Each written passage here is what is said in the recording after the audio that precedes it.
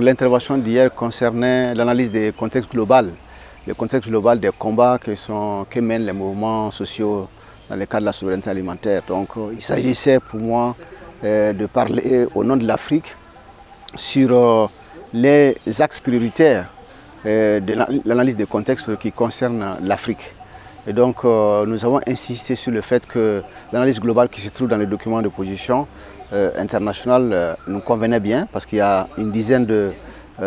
points qui ont été soulevés comme étant des problématiques sur lesquelles les mouvements sociaux sont obligés d'agir aujourd'hui pour pouvoir trouver des réponses. Et l'Afrique en a identifié 5 majeurs qui pour nous étaient importants. Le premier défi majeur, on l'a expliqué, c'est déjà le poids de notre histoire en tant que continent et qui a beaucoup joué aussi sur la trajectoire de la souveraineté alimentaire de l'Afrique. Il s'agit de l'esclavage que nous avons connu après l'épopée de nos empires, on a connu l'esclavage, après c'est la colonisation qui a aussi démantelé un certain nombre de dispositifs institutionnels du continent. Ensuite, il y a aussi eu le néocolonialisme après la colonisation, donc il y a un dispositif de néocolonialisme qui a prévalu et qui a aussi été marqué par d'autres phénomènes comme le programme d'ajustement structurel, et aujourd'hui on a aussi une colonisation digitale, donc qui est un phénomène important. Donc ce sont des points importants de le premier grand axe pour nous des problématiques que nous avons appelé la crise de l'identité, la crise identitaire de l'Afrique qui doit chercher sa voie aujourd'hui pour retrouver son identité. Deuxième élément important de crise que nous avons signalé, c'est tout ce qui est lié à la crise économique. Aujourd'hui, il y a des modèles économiques qui sont basés sur l'orthodoxie économique, qui sont en train de complètement déstabiliser l'Afrique. On est passé par le programme d'ajustement structurel, mais le modèle qui prévaut aujourd'hui est vraiment porteur de germes d'injustice sociale et de privation des droits des populations, parce que dominé par des multinationales qui sont en train de faire l'extravisme en tirant du continent ses ressources, mais aussi en transformant notre système économique en un système extraverti, où les investissements profitent seulement à l'extérieur. Nous avons aussi identifié une troisième crise importante qui est ce que nous avons appelé la crise climatique.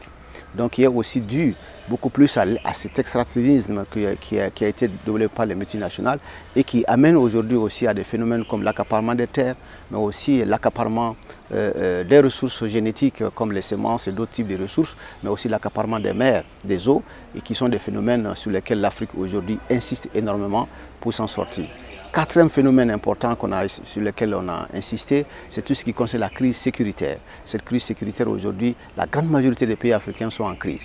Soit il y a des rébellions internes,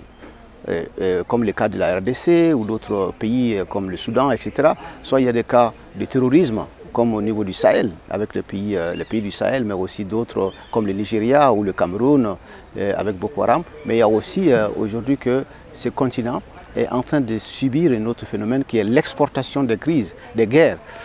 notamment la guerre entre la Russie et l'Ukraine qui est en train de se transporter au niveau du Sahel aujourd'hui, où il y a une confrontation entre des Russes qui ont été recrutés par certaines armées et les Ukrainiens qui soutiennent aussi des groupes terroristes. Donc nous avons aussi beaucoup discuté dans le contexte africain de tout ce qui est lié aujourd'hui à la question de la géopolitique africaine. Donc on voit aujourd'hui que nous faisons face à beaucoup de déstabilisation aussi et de réduction des espaces citoyens à cause d'un déclin de la démocratie et de la visibilité aujourd'hui des élections dans certains pays, donc qui créent des crises énormes qui sont en train aussi de compromettre l'avenir de ce continent. Donc quand on regarde le panorama global, on voit qu'il y a aujourd'hui une criminalisation de la migration, parce que c'est le phénomène aussi que j'ai essayé d'expliquer, mais pas en tant que, parce que c'est bien développé dans les documents de base.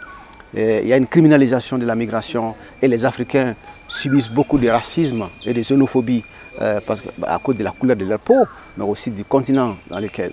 ils viennent. Mais aussi il y a des actions, un axe important qui est les actions des multinationales sur le développement de ce continent. Donc qui est fondamentalement aujourd'hui à l'origine aussi de beaucoup de problèmes structurels que l'Afrique est en train de subir. Parce qu'on a les ressources qui sont exploitées de façon abusive. Il y a aussi des guerres qui sont créées par ces multinationales-là et qui deviennent de plus en plus mercantiles et qui s'enrichissent de plus en plus sur le dos des peuples et privant ainsi le continent de ses ressources et même des ressources humaines. Donc il y a ces phénomènes-là que nous avons essayé de décrire pour montrer que l'Afrique doit se battre et l'Afrique doit travailler avec les autres pour que nous puissions faire face à ces problèmes aussi importants que ces crises que je viens d'énumérer, en addition, en plus de celles qui ont été aussi développées dans les documents de base. Qu'est-ce que la délégation africaine attend de ce forum, on va dire sur le long cours aussi, par rapport à tout l'agenda politique aussi qui s'annonce? Alors, l'Afrique attend énormément, parce que l'Afrique a été aussi au début de ce processus de Nyéléni particulièrement, parce que, juste pour le rappel, que c'est au Mali, à Séléngué, que la première édition a été faite en 2007, justement pour pouvoir établir les principes de base de la souveraineté alimentaire qui avait été un concept développé en 1996, mais qui avait été accaparé aussi par des multinationales et certains pays justement pour leur propre agenda. Donc il y a eu une redéfinition à ce niveau-là. Donc l'Afrique attend à ce que cette solidarité internationale puisse aussi s'exprimer sur les crises que nous venons de mentionner, parce qu'il y a d'abord qu'aucun continent, de façon isolée, ne peut s'en sortir sans les autres, parce qu'il y a cette interdépendance très forte aujourd'hui qui se crée, mais malheureusement en face aussi, il y a des coalitions qui se constituent au niveau des multinationales, au niveau des États. Il y a les regroupements aujourd'hui qui sont en train de se redéfinir. La géopolitique est en train de changer. Donc l'Afrique attend à ce que cette solidarité s'exprime pour qu'elle puisse aussi, sa potentialité puisse s'exprimer et que sa jeunesse qui est en train de fuir le continent à cause de la pauvreté, mais aussi d'autres phénomènes, puisse aussi contribuer à ça. Donc il s'agit de regarder la position des femmes, la position des jeunes, et la position des paysans, des éleveurs, des pêcheurs et d'autres personnes qui travaillent en milieu rural, que leur situation puisse aussi être dans une solidarité globale, parce que sans les autres, on ne peut pas avancer. Et de façon isolée, l'Afrique risque d'être aussi encore plus marginalisée que ce qui se passe dans le passé.